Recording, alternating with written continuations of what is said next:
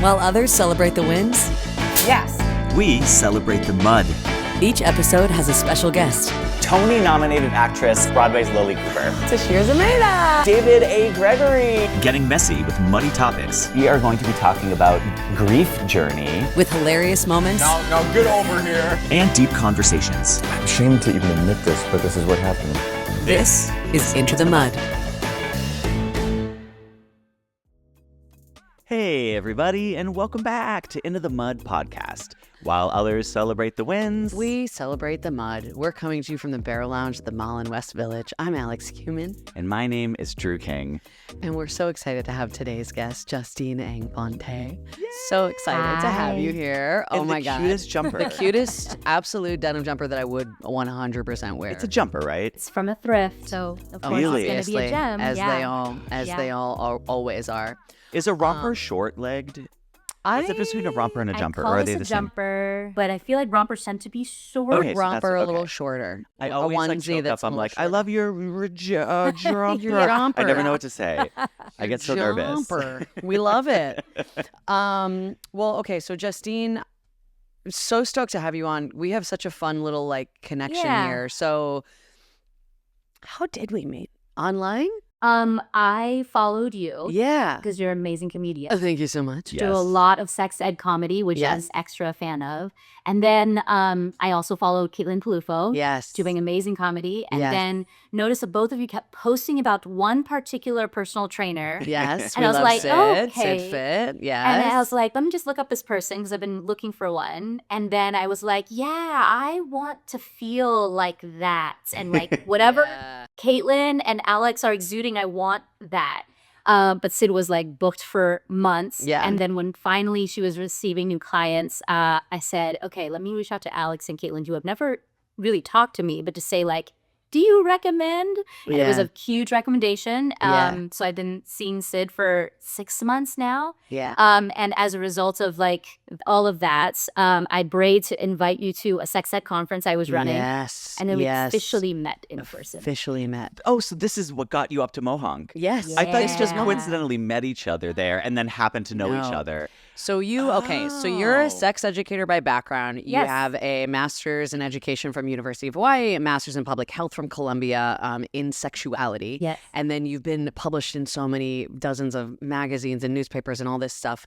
But talk to us a little bit about, like, in your own words, what has been your career journey that has brought you to where you are today? Yeah. Well, my origin story is teaching pregnant 8th graders. So this was Wow. in 2008 in Houston, Texas. Good old abstinence only education. Oh, Yeah, because clearly that works. Yep. And so I taught these pregnant 8th graders, but it was a particular student who was absent for summer school for half the time.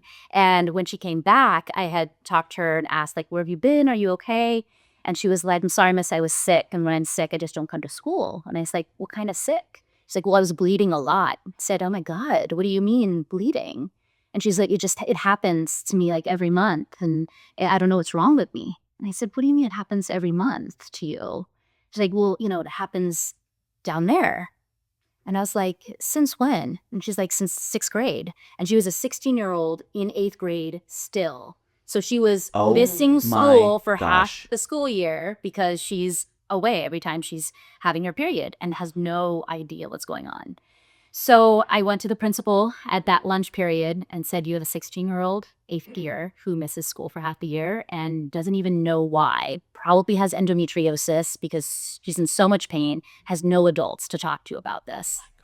And the principal knew exactly who I was talking about and said, oh, you're talking about Maria. And I was like, yeah.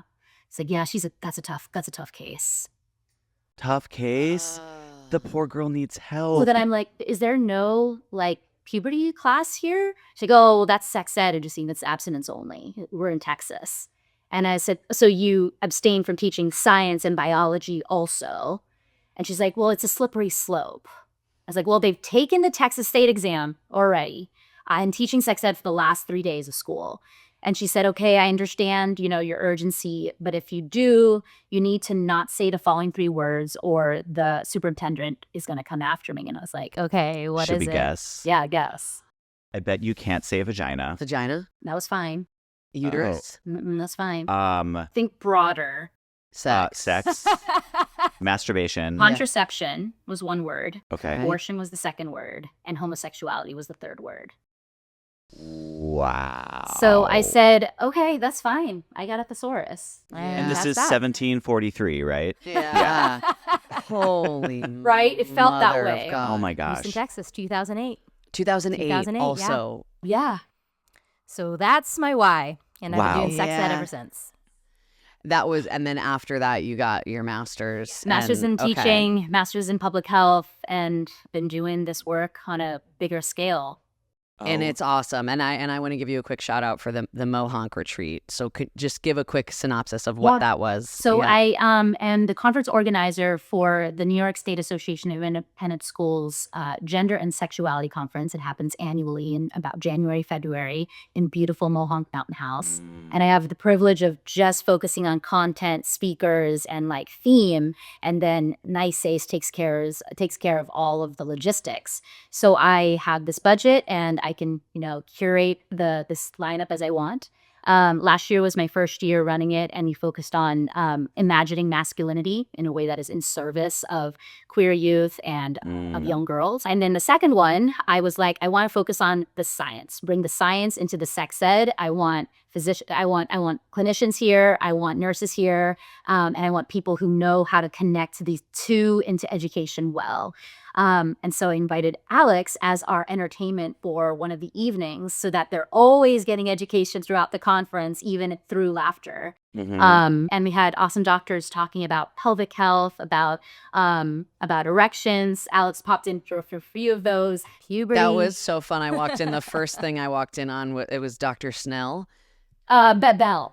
Dr. Bell. And he was talking about just like, what did I call him?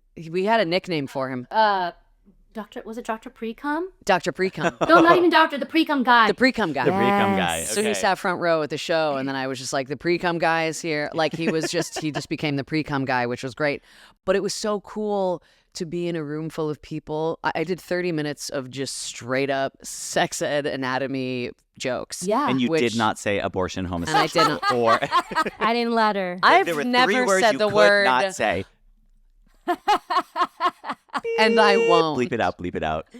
But it was so fun to be in a room full of people that I knew were just so Yeah.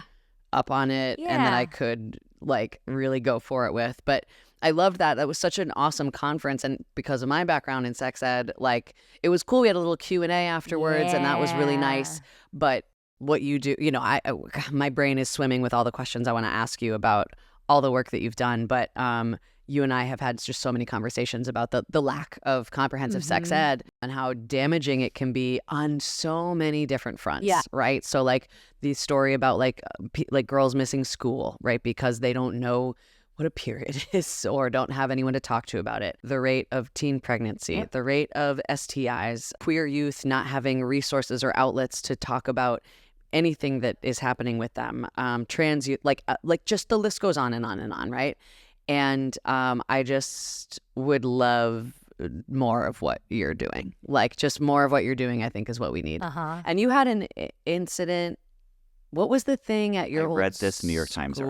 article. If you and we It can made we me can also edit if you're furious. like I don't want this in No, it. it's We can, fine. It's but I think it's it's such a perfect example of what the problem is. Yeah. Yeah. And the climate that we're in. So in 2021, I had already been teaching at the Dalton School for 9 years. I was the director of health and wellness and doing a lot of gigs outside of Dalton because so many schools were seeing the need for comprehensive sex ed. They saw the Dalton School as, folks that were trying to do better and had heard about the work I was doing. So they would invite me to their schools to speak, to write curriculum, to train parents, all of that. And so 2021, I did a gig at a school in New York City for the junior class. There's about like 150 of them. And it was specifically asked of the high school psychologist to do a talk on pornography because they had a, quote, hypersexual class that year who were just like fucking at Central Heart and recklessly doing so. And they really wanted me to come in and talk about porn. So I did my standard pornography literacy high school lesson. Which, by the way, can we just ask what are some of the touch points The of that? greatest hits of that Yeah. session. Yeah. It's that it is an entertainment industry and not an education industry. Learning about sex by watching porn is like learning about physics by watching the Transformers. You just don't do it. So like those are like the two main things. Yeah. We don't teach sex ed, then porn is going to do it.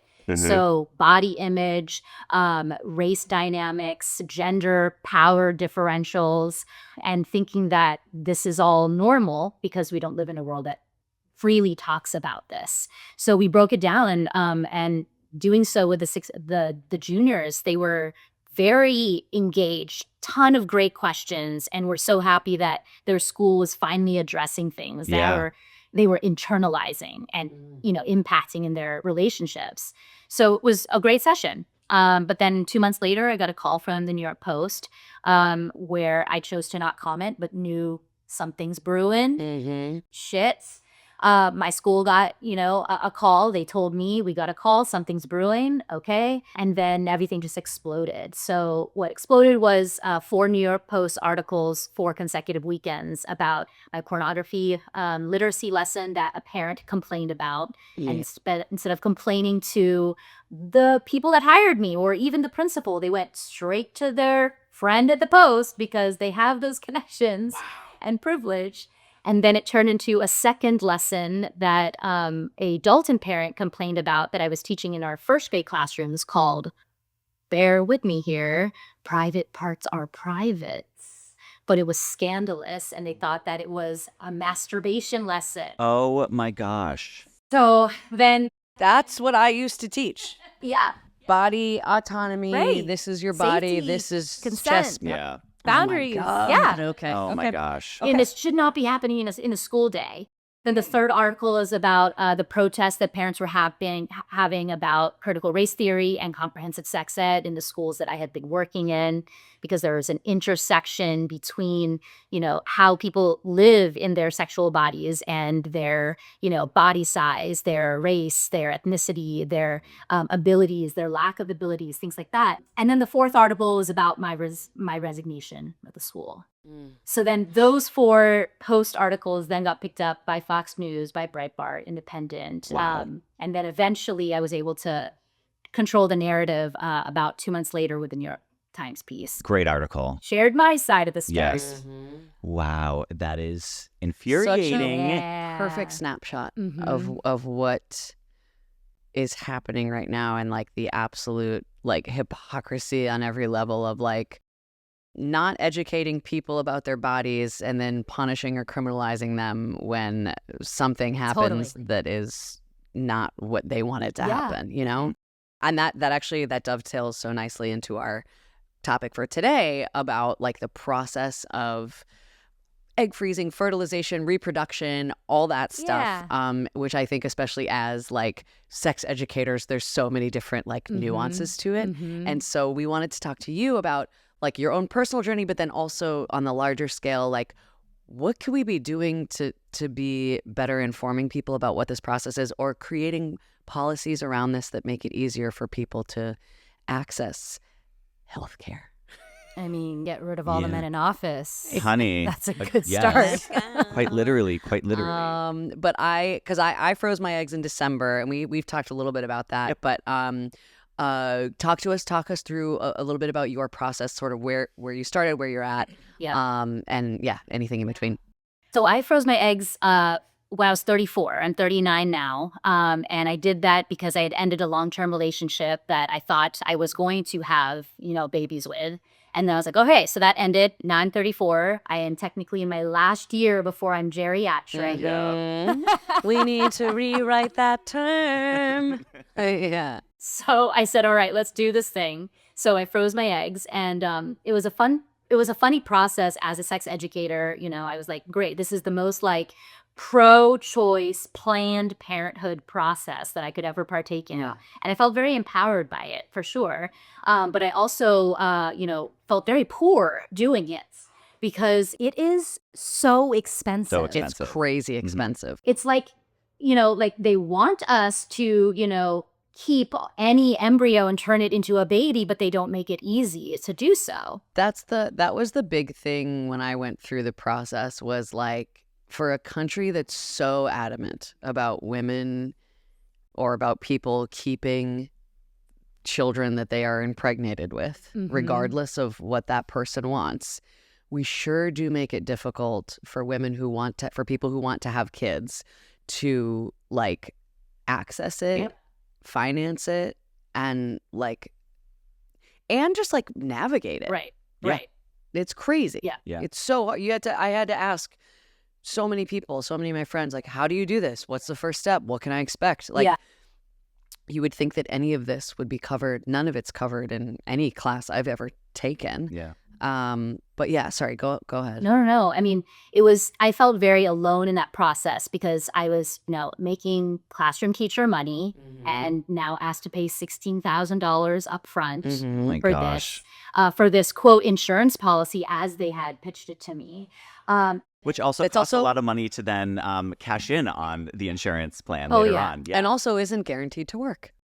Correct, which Is- is a part two of it all. But the thing that was also really frustrating is when I was there in every, appointment, I'm like seeing other women come in, and I'm not judging other women because this is the privilege that they have, but I was just very jealous. And I'm like, oh, and somewhere in our conversation, I learned they worked at Google. They worked at Meta. They worked in a place that covered Covers it. everything. Yeah. My friend works in a place like And that I was because like, what? because those places want to keep they want to keep them employed longer. Longer. Yep. Right. So they make it hard for people that want to have kids if you are a school teacher, but they will make it easy if you will continue to perpetuate their capitalist, Correct. wheel. It's Of doom. wild. It's all connected. It's all connected. This is $16,000 of my own classroom teacher money that I Could be choosing spending to on do. markers. Yes, Oh, for the children. for the children. But when I'm talking For your to these, porn classes. I know, you right? Heathen. Yeah. and these women were, when I was talking to them, they're like, oh, why did you decide to do this? They were like, oh, my company was paying for it anyway. So I said, might as well. I don't even know if I want to have kids. And I was like, fuck. Like, I know I want kids. Yeah. And yet I have to do this, and I Yeah. have no company that's going to back us up. So that was super frustrating. But great for them. I would have done the same thing. Yeah. There's just so much jealousy in those appointments. Of course. So I freeze these eggs, and like 3 days we before. Also, just to Yeah. TO, because this is a thing that I wish someone would have explained to me. Can we go step by step of what the process is? Ugh. I think it's just a helpful thing for people to know what goes into this. You probably have a better. Maybe I Teach- try we to can- forget about it as soon as it's done. We can. Okay. Let me start, and then you fill in the Yes, blanks. I'll So fill it. So you go in for like an initial appointment. They do what's called a transvaginal Terrible. Stupid joke. transvaginal ultrasound, where they check to see your follicles, right? Your eggs, how many you've got, right? They give you a number. Yeah. And then it's all lined up with your natural period cycle, which this was also fascinating because even as a sex educator, I'm like, there's still so many things It's that I'm so like, complex. it's so complex, and I wish that I learned so much more about Oh, just yeah. the cycle and where your hormones are and what the specific injections were. So you go in, and then it lined up with the date that you get your next period. You start taking injections that the aim of them is to grow the follicles and to grow not the ovaries, to grow the follicles in your ovaries, whereas typically in a typical period cycle there's just one that grows, and then at the end of your cycle, if it doesn't get fertilized, if you don't get pregnant, it gets released, and that's what your period is, right?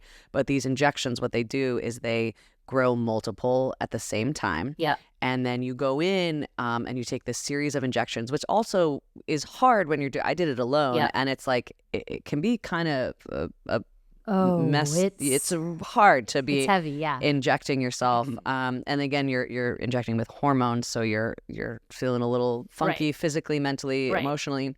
It grows them. And then you start going in like almost every other day for blood tests. Right. And for more ultrasound so that they can monitor the size of the follicles that are growing. Yeah. And then at the end, when you're sort of nearing the end, which could be anywhere from like, what is it, like 7 to 10 days, or was it less? More or less 12 days. Up to 12 days, right? Then you take what's called the trigger shot, and you have to be exact with this trigger shot because that is telling your body it's time to release these, so that it's 36 hours before you go in. You have to go in exactly 36 hours later. They put you under. You go under for about 15 minutes. It's just like if you're lucky. If you're lucky, 15 minutes on the good side. And then they remove the follicles and essentially put them in the Jurassic Park cryo freeze to be saved. And then you have to pay for the storage. Fee. You pay the storage fee. So that's, and that's just like the broad overview. It's actually fascinating learning what hormones go in and what they each do and the estrogen and all that stuff. But learning about that for me was also so interesting, just period cycles in general, because our whole system is based on the male diurnal hormone cycle. Testosterone peaks in the morning and diminishes by the evening. And then women are on a monthly cycle, so that there's certain weeks of the month where we're more productive or focused. And then obviously the week of the period, your productivity and your focus goes down. But all of our work days and everything is just structured around this single day, 9 to 5 schedule. And again, in a capitalist society, you would think you would want to move things a little bit around, like what could be like when are people the most productive, when do they need a break, all this stuff. But anyways, your process or anything, like I just thought that was helpful because I didn't know going into it what to expect. They don't talk to you about this stuff. The only thing I'll add to your step-by-step is the amount of like pressure and the high stakes emotional like labor that goes into the injection process, at least for me, paying out of pocket. So like you have to be so precise with your dosage. And if you are not, then, you know, your follicles aren't going to do its thing. Or you use too much up because you're testing to see how much is coming out of the syringe to see that, like, there's no air bubble. And, like, if you squeeze too much, you're like, boom, there's $30 that you just wasted. Oh, my God. And it's you're mixing. They're also, you're not getting, you're getting empty. You're getting a massive 2 grocery bags of powders, saline solution. You mix the chemicals yourself? You have to mix it yourself. You mix it yourself. Alcohol swab and inject yourself. And then when you start to do like 2 a day, like it's just this, like you're like just Breaking Bad, slapping the syringe, getting the air bubbles out. And it's like, how are we allowed to do this on? It's fucking crazy. The thing that blows my mind about this, I have quite a few friends who have gone through it. The thing that always like blows my mind, but also just like breaks my heart often, is that most women I know are doing this alone. You are doing it in the solitude and privacy of your own home. A lot of times, not always, but often, more often than not, it's happening when women are single. And yes, you're trying to use it as, I don't know, an insurance plan, say, but it's something that you have to do all by yourself. And you're not having a doctor assist you. You're not having, like, maybe you're having a friend or a roommate like assist you, but like the emotional toll of it and the physical toll of it and the anxiety, all of it is you are alone in it. So I'm happy that you both are sharing this story for people who might be able to listen to this and feel like a hair less alone in their journey. Because it's something I'll never know because men suck. And we love men. It was so lonely. And I was doing it in 2020 in October. So it was still like people are still like pretty sheltered in place and everything. Okay. And they had said, I said, well, you just expect me to know how to inject myself with all of these like numbers and dosages? And they're like, yeah, you'll figure it out. We'll send you the YouTube tutorial. Oh my gosh, you're watching a YouTube tutorial. They walked you through. Gosh. I got to go in and they did walk me through. I was like, this is wild. I was like pausing it, and then I don't know about you, but for the first one, it was just such a major psych up where I was crying and screaming alone in my apartment. And then they're like you can numb it with ice first to make it, and then they're pinch just like, and they're like, pinch your skin, and they're like, and then don't like jam it in, but like do it. It's so I was in the double Dutch holding pattern for like several minutes before I was like, just fucking do it. Right. Like it's crazy. So I was like privileged to have a doctor present, which was my mother. I FaceTimed my mom Oh, in, Mom. had her on the big iPad, and I was Yeah. like, Mom, I just need you there. Is this angle right? Yeah. Do I, like, where do I start, here or here? Yeah. Like, do I do a little, like, pump before? Oh my Yeah. gosh. No. You have no idea, because why would you know? Oh, Because and why she would was you like, know? but her too, she was like, I'm a rheumatologist. I deal with arthritis. And I'm an internist. I don't know how to do IVF drugs. And I was like, I just need the peace of mind that you're here and a doctor is present. Yeah, is there like a slingshot I can just Oh my Yeah. So I was like, every gosh. day, Mom, I need you here at 7 p.m. Eastern time. So I have her like propped up there and I go, okay, ready? And she goes, okay, go. And I was like, okay, now I'm going to go. So I do it. And then she's like, okay, good. Keep it in. Hold on. Press it. Release. And I was like, okay. And what was interesting is after the first day, I felt like I was a veteran right after that. Wow. Because day Yes. 2 was significantly so much easier. Yeah. So much easier, because you at least, because the other thing too, I was freaked out about like the bubbles and all the like, Yeah. I'm like, am I gonna, and then they're like, no, it's subcutaneous, which means that like, it's okay if there are air bubbles in the syringe. It's Okay, not I'm gonna not like, gonna get a stroke. I'm not gonna Right. die, right? Right. And it's, but once you do it, it actually, towards the end, it actually weirdly started to be this sort of, not fun, but it was like, you just feel, I felt very like proud of myself for being able to like, totally. not have to look at the YouTube. I was like, I know exactly what to mix and what this dosage needs to be and all this. But it's a steep learning curve. Oh, yeah. It's Oh, just, yeah. and it's like, and it's like a lot of questions of like, why am I doing this? Do I really want to be doing Right. this? This is so hard. Yeah. And wow. Yeah. It's a Okay. lot. So you went through that whole process. Went through that process about maybe 5 days before the trigger shot. So I'm like almost halfway in, or a little past halfway in. My doctor was doing my ultrasound, and she said something that really stuck, which will become relevant later on in part 2 of the story. Is she said, "Oh, wow," and I said, "Wow, what? Is that a good wow?" And she goes, "Yeah, you have what we call overachieving eggs." Hell yeah. And I go, what does that mean? She's like, you're really producing well. They're getting a lot bigger than they normally would be at this stage. I was like, but are they healthy? They're like, yeah, no, these are really good. It's great, Justine. I was like, can I afford you saying that for my Asian mother? Because she's going overachieving at something. So she was like, these are great. Like, they're gonna be in great shape, Justine. Okay, awesome. The retrieval day happens. It went swimmingly. It was about 20 minutes or so.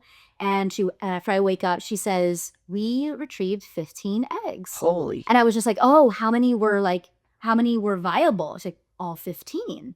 And I was like, Wow. oh, so like I could have like 15 kids? And she's like, well, based on the stats, it probably will be like 3 kids, but this guarantees you 3 live births, Justine. And I was just like, Wow. oh shit, okay. So I'm like, Wow. I'm on cloud 9. That's- Says, okay, this 16,000 Yeah. is going to be worth it. was worth totally worth it. it, Worth right? it. Great. Okay. So then Cut to. 4 years go by. I meet this wonderful human that I decided to marry. And we went through like a whole baby decision process. In those 4 years, I had kind of retracted on do I want kids or not and more. And then we went through this baby decision process and said, okay, we do want to have kids. Can I ask, by the way, what that process looked like and what the conversations were? Because I think, Yeah. myself included, yeah. Okay, so we'll get into it. So the queen of this story is Merle Bombadiri. She had a recent feature on Time magazine. Absolutely. love that name. Merle Bombadiri. And she's called the baby decision coach. And so all she does as a psychotherapist for the last 4 years is help couples who are on the fence or help people who are on the fence about becoming a parent or not. I love that That's exists, and I amazing. love that someone has Let's that get her job. on the pod. That is remarkable. We need her on That's the pod. all she Merle. knows. Yeah. Oh my God. So she had the book called The Baby Decision. It came out in, I think, the 80s, and it was like super scandalous. Like, Yeah. what? The choice to not Yeah, have yeah, children? yeah, So of she was course. like, ahead of her time. And then her second edition came out 3 years ago. And 2 friends of ours had mentioned, because they saw that we were like struggling, like we love kids, but we love our life and our independence and this freedom. Do we want to give that up? And we can just be, auntie and uncle for the rest of our life, and that'll be great. And they said, you should see this coach that we saw. She was really great. I was like, what do you mean coach? So we saw Murrow for 4 sessions. And before the first session in our 15-minute consult, she said, okay, your homework before our first session is to write 2 lists for me separately in 2 separate emails. Don't talk to each other about it. I want to know what are the things that you cannot wait to do that you still haven't done yet in your life. And then another list of what are the things that make you want to be that you're looking forward to the most about being a parent. So I was like, okay, those are simple lists. We wrote them out, blah, blah, blah. Send them in individually. And then we had our first session with her.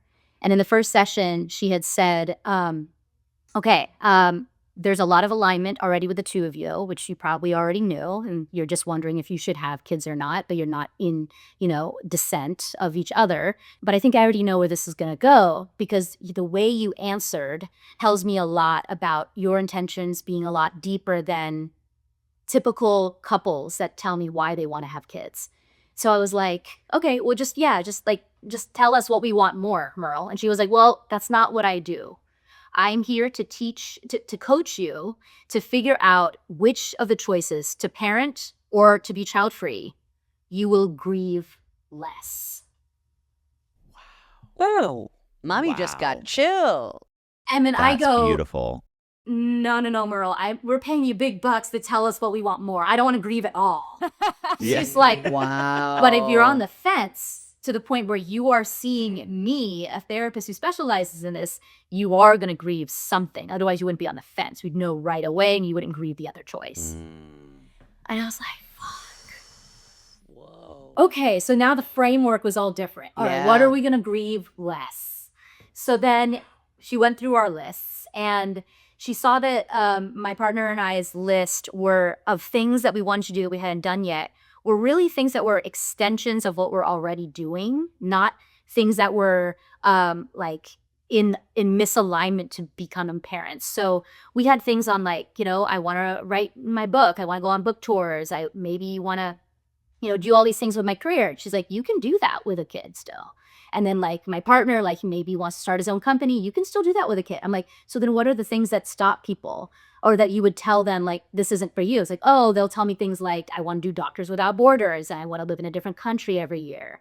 I want to climb Everest and I want to summit a new mountain, all the time. Right. I, in the military, whatever it is, things that are not actually stable, but you'll have to put so much more effort to making sure that your child is given the resources and love that they deserve.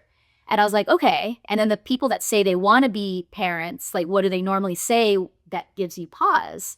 And she said, oh, they'll tell me things like, well, I'm a mathematician, so I want to raise a little mathematician. Well, I went to Stanford and I want to raise another little cardinal. And I'm like, are you serious? She's like, yeah.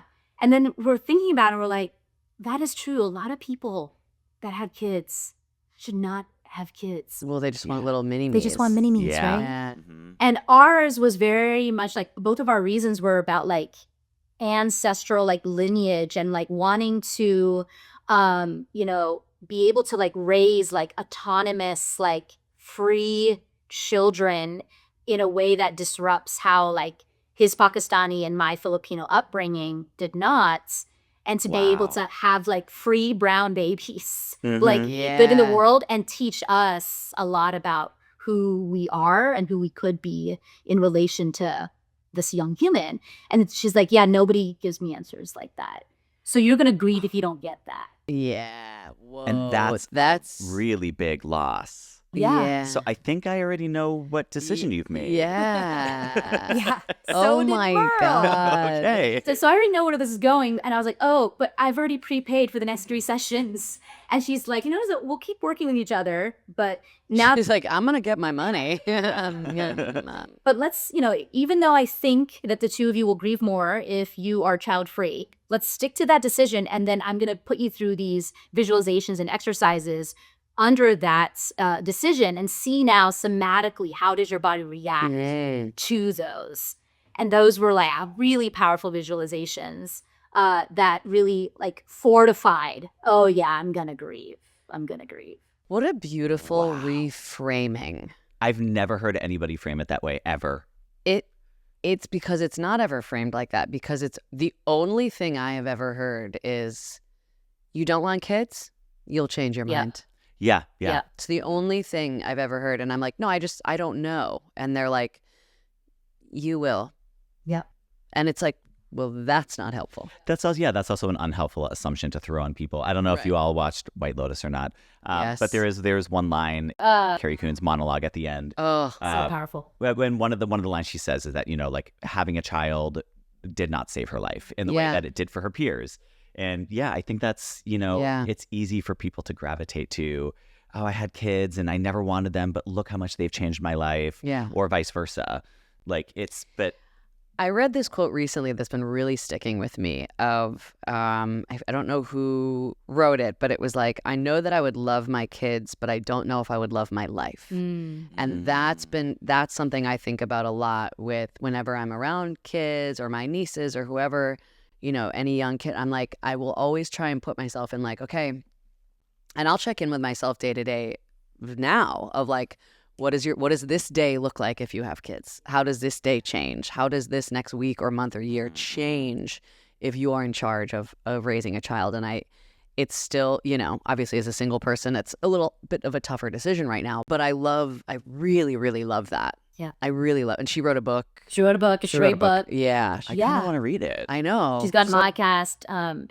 We did the Audible and read the book and annotated the fuck out of it. Yeah. It's such a well-written book. It should be required reading for all like high school students because it's just a good decision-making book. Not even about babies, but just like, oh, we'll do this visualization. Do you pick A or B, door 1 or 2? And just those visualizations were a whole new way to make sure that your decision is authentically the one that you should be making because your body and your compass is telling you so. That's something I've been working on a lot lately is listening to whether or not visualizing something and going, does my body contract or does it expand? Yeah. And if it contracts, listen to that. Yeah. That's your body going, this isn't the way forward. Yeah.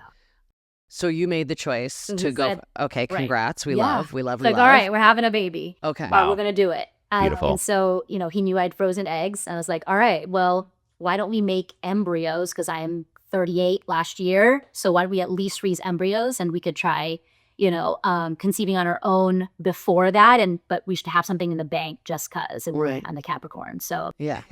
We've got a plan. oh, yeah. So went back to the fertility clinic. I changed places because I was not super happy with the customer service at the first place. Yeah. So did the whole transfer. That's all a bunch of money too to transfer Yeah. from one, cryo bank to another one. Yep. Wow. But I'm really happy with the second place. They thawed those eggs because they're going to then create embryos within to then freeze. And then we hear back from the doctor, who's lovely, that none of my eggs survived the thaw. None of the 15 eggs I paid $16,000 for. The overachieving eggs. The overachieving eggs decided not to wake up after being frozen. So for 5 years, I'd had this fake peace of mind that I had an insurance policy that the fertility industrial complex convinced me I had to not be able to use any one of them. Wow. So it wasn't Wow. even, and people are like, oh, well, maybe it's your partner's. We're like, no, we didn't even get to that stage. We didn't even get You there. didn't even get there. The thawing of the eggs. And this doctor was like, I'm so sorry, Justine. And I said, I thought this was an insurance policy. She's like, that's what I hate about this industry is people keep thinking freezing your eggs is an insurance policy. It is an avenue to open up potential options. But I was like, okay, no, hold on. I was told overachieving, viable 15 eggs, guaranteed 3 live births Guaranteed. Guaranteed. from the other clinic. And there's like, those are the words that should not have been said to you. And I'm so sorry they said those to you. Oh my gosh. I am so sorry. Yeah. It was a rough That's month. Awful. Did you find this out recently? This was in December. It was Okay. in December. So we were a lot of the emotion was just like being misled and deceived. Mm-hmm. And then Yeah. like part of me was kind of like, oh my God, like, you know, I'm annoyed in terms of I planned so well 5 years ago, and then this plan didn't work out. And now I'm going to have to make 39-year-old eggs that are for sure geriatric when I had healthy 34-year-old eggs, but I guess not. And, you know, the reasoning was just like, you know, this isn't something that you can predict. It had nothing to do with the cryo freezing. Just some eggs don't like to be frozen. And and you could have done another batch and it would have been fine. And it didn't matter what age you were, how young or old you were. And I'm like, they don't say that. No. They when don't you're give you about the- to That's not in the pay brochure. $16,000. No, they're just like, come on in. Come to our factory. Get on in. Get Come on to in our here. factory and do this. Yeah. Is there sorry. what a insane question to ask? Like, can you get your money back? No. Like, Because it was in the fine print. Yeah, and it's all in of the the fine contracts. print, and Oh my they did gosh. their end of the bargain and all the What medical was in the procedures. large print was overachieving, 15 viable, Yep. 3 guaranteed live births. Justine, oh my gosh. That is heartbreaking. That's That the is, and thing, yeah. in actually infuriating, Yeah. rightfully so, like you said, of feeling misled. It was misrepresented. And I have a lot of my female friends who have had their eggs frozen and probably don't know that part of the story. Maybe it's in like a subreddit somewhere that someone shares that story, but that's not being talked about in mainstream media. It's not being talked about, I'm assuming, on these websites where these services that are promoting these services. No. Like, Well, it's not guaranteed. And that, I think, is the hard part. And that was something I struggled with, was like, I don't even know if this is going to work. Like, I don't even know how many they're going to take out, if they're going to last. right. Like, it's so hard to spend that much money and emotional time and effort putting your body through the ringer. And it takes a while to readjust, by the way. Like, Yeah. it took me a couple Oh, months yeah. after to really feel normal again. But so that was in December. Yeah. And now we're And I was already sitting pretty because I have friends that had to do several rounds to just get one egg. one. Yeah. 2 egg retrieves. Yes. Okay, finally they have 5. They're freezing 5 that I didn't even want to tell them I had. 15. I know. I got a good Right? chunk. Yeah. So I was like, oh, cool. I'm sitting pretty here. Even And then- that wow. wasn't good. Wow. So I had the False most sense of privilege security. and it still Yeah. didn't do anything. So when we learned that, we're like, okay, well, what are the options? Like, you could do another round. I'm like, with my 38-year-old eggs? They're like, yes. And then we can make embryos directly Before freezing, freezing, essentially. and then we before freeze freezing. embryos instead, because the survival Okay. rate for thawing an embryo is higher than that of freezing the eggs, okay. being thawed. And so we're like, okay, well, yeah, this time I have a partner. We can make the embryos. Let's do that.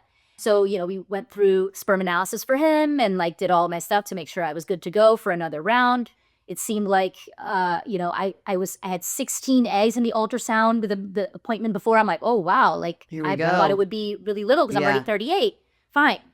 They retrieve 8. So I was like, Great. okay, that's Okay. half than last month, but all right. All right. So I have 8 retrieved eggs, 4 survived thaw. Oh, sorry. So 4 latched on. Okay. Yep.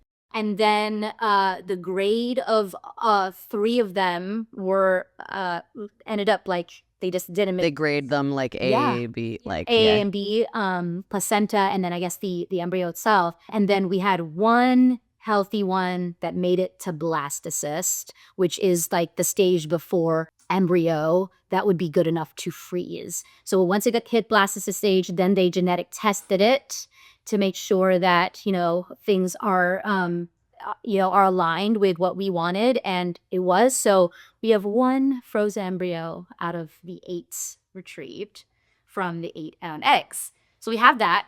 And then we're like, okay, Okay. cool. We're good. The genetic testing also real quick tests for cancer history, all that stuff too, which I found out they were like, so half of your eggs are probably going to be positive for My God. the, for the thyroid cancer that you yeah. had, the colon cancer gene. Oh that my you put. gosh. So it's like, it's all like, that's the genetic Right. testing as well, is like testing for, it's so wild. Okay, sorry, continue. Oh, and just to bring in like my partner's role in all of this, like after the sperm analysis, and we knew we were going to do this, like we were fully sober for more than 3 months to make sure that Mhm. his sperm 3 months later was going to be, you know, Yeah. topper notch. But in addition, like to that too, like he had to get off minoxidil for like, hair growth, hair my growth gosh. stuff, and finasteride and everything. And so we're like, okay, so he's making his sacrifices, because most people don't realize that most miscarriages are happening because the male partner's sperm was not strong enough because of all of these other things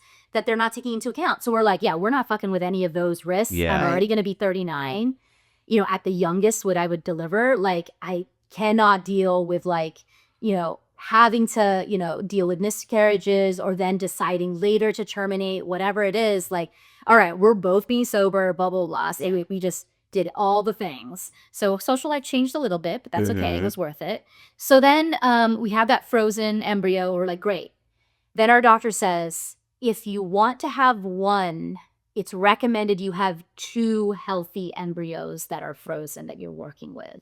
And then I was like, okay. And then she says, and if you want to have 2 children, then you should do another round for sure, because you only have that one embryo. I'm like, well, we're planning on trying, on our own first. And then best case scenario is we don't need to use any of the embryos. Right. And we can use that one for a second kid 2 years from now, whatever, if we decide we want to go that route. And she says, okay, but if you need it even just for one, you need a second embryo. So we are doing hopefully our final round right after our wedding in a couple months. And then hopefully that'll be it. And we'll hopefully at least have 2 frozen embryos to work with. Here we go. And that's the process. That is muddy.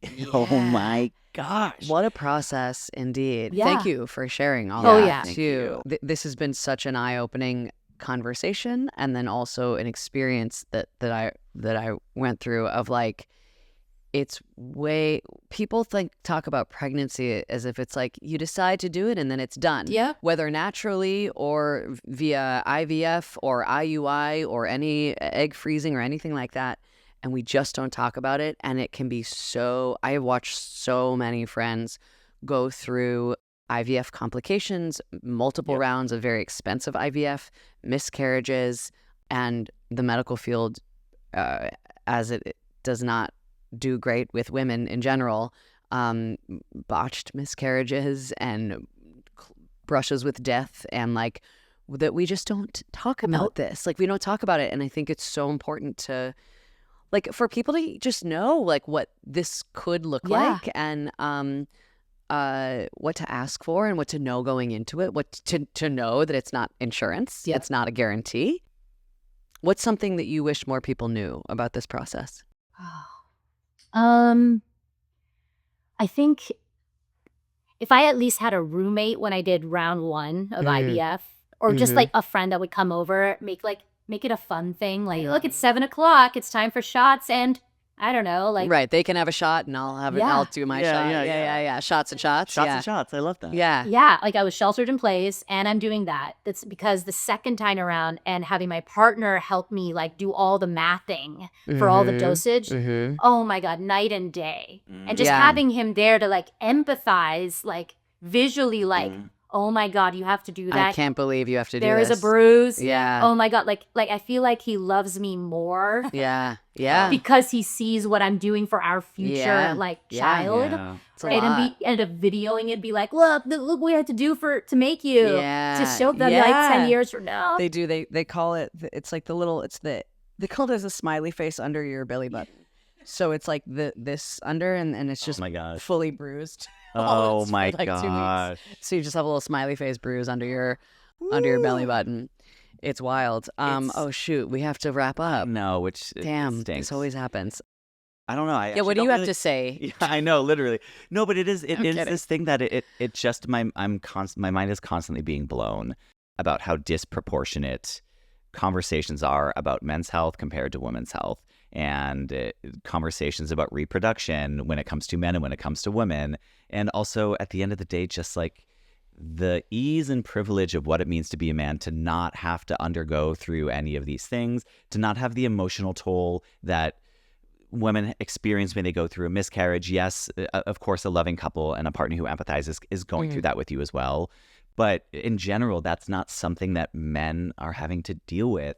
And of course, that directly translates to the lack of consideration when it comes to legislation Right. and making sure that women are taken care of in our healthcare system. Yeah. Right. Because if it's out of sight, out of mind, if it's not something that you are having to experience firsthand, you're like, whatever, I don't give a fuck. Yeah. So yes, there are a lot of empathetic lawmakers out there that are trying to make change that are cisgendered men, but it's not happening out there as often. And so Right. I don't know, I personally happy to take a backseat and listen to these conversations because I know it's a massive privilege of something that I don't have to go through or experience. So thank you for being vulnerable and sharing. It's really beautiful and really That special. was so helpful, and sorry to cut you up. No, it's I really loved the decision making process too. I think that is so helpful, and we're gonna link all the resources in the episode. We end each episode with a round of rapid fire questions. As we prep those, where can our listeners and viewers find you on website or social media, or if they want to contact you for press opportunities? So my Instagram is I'm Justine AF. My website is justinefonte.com. And I'm also a ghostwriter of Setting Your Boundaries on Instagram. So it's _good_buys_. Love it. I'm gonna follow that. Love, love, I love. love it. Okay, amazing. So as fast as you can. Cake or cupcakes? Cupcakes. Chocolate or vanilla? Chocolate. How many times do you check to make sure the stove is off before you leave your house? Once.